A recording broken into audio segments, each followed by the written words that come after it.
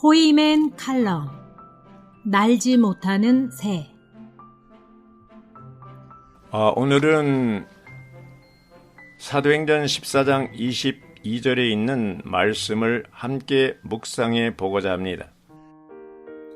우리가 하나님의 왕국에 들어가려면 많은 환난을 겪어야 합니다.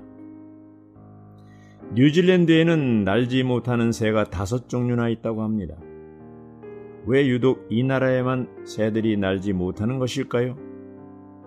그 이유는 새들의 천적이 없기 때문이라고 합니다. 심지어는 뱀들도 독이 없다고 합니다.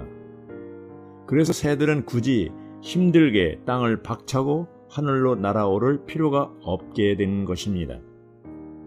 그 결과 땅에서 그냥 지나다 보니 날개가 있어도 날지 못하는 새가 되고 만 것입니다. 우리가 여기에서 볼 때 새들이 날지 못하는 이유가 어디에 있습니까? 위기가 없기 때문입니다. 실패가 없기 때문입니다. 환난이 없기 때문입니다. 굶주린 맹수에게 새들이 잡혀 먹히는 장면을 보지 못했기 때문입니다. 우리 사람도 마찬가지입니다. 평범한 생활은 삶을 무기력하게 만들지만 위기는 우리를 날아오르는 새가 되게 합니다. 그렇기 때문에 실패와 위기는 우리의 삶을 한 차원 더 높은 곳으로 날아오르게 만듭니다. 그리스도인으로 하여금 그리스도인답게 만들어지는 것이 바로 위기요 실패입니다. 위기와 실패는 우리로 영적 무사 안일주의나 포만감에 빠져 비둔해지지 않게 하며 오히려 믿음의 탄력과 근육을 생성시켜줍니다. 위기와 실패는 신선하며 뜨거운 믿음을 간직케 하는 안전장치요 하나님의 안배인 것입니다.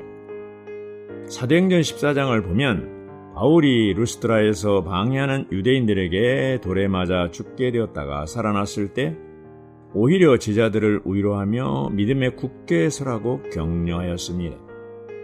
바울은 하나님의 왕국 안에 들어가려면 환난을 당하는 것이 당연한 과정임을 간증했습니다. 날지 못하는 새가 되지 않기 위해서 우리들은 오늘도 내일도 끊임없이 긴장하며 훈련받는 것이 필요합니다.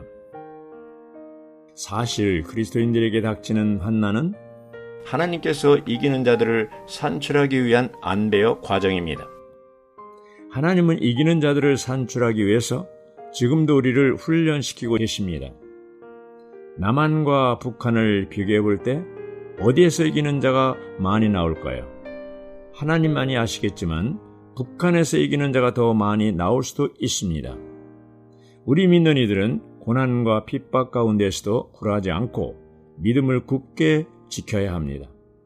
박해와 죽음의 고통이 오히려 이기는 자를 산출하고 있습니다.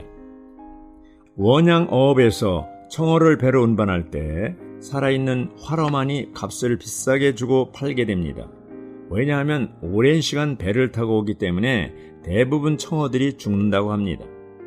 그런데 유독 한 선장만이 긴 항해에도 불구하고 살아있는 청어를 운반해 와서 비싸게 판다고 합니다. 그 비결이 무엇일까요? 그 선장은 청어를 운반할 때 청어들이 있는 통에 메기들을 집어넣는다고 합니다.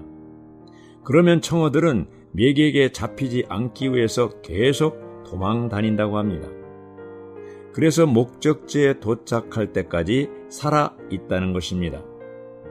환경이 어렵다고 해서 두려워할 필요가 없습니다. 바울의 간증대로 우리가 하나님의 왕국에 들어가려면 많은 환난을 겪어야 합니다. 이 말씀이 우리의 영적 생활의 실제가 되기를 바랍니다. 아멘.